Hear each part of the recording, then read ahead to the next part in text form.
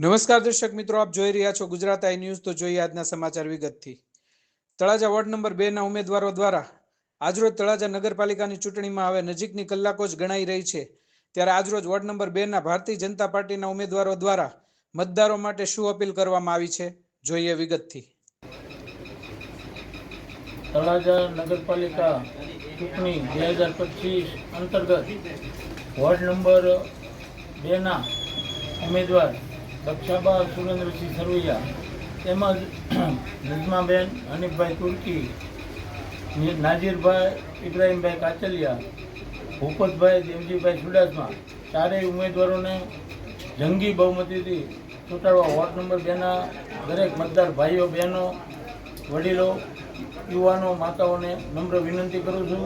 આવતા દિવસોમાં ward number 2માં જે અમે વચનો આપ્યા છે કામ કરવાના, એ બધા કામ થશે એવી અમે ચારેય ઉમેદવાર તરીકે ખાતરી આપું છું।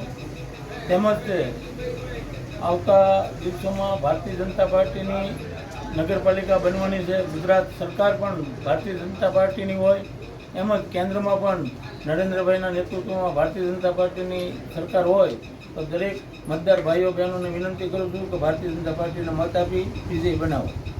અસ્તુ।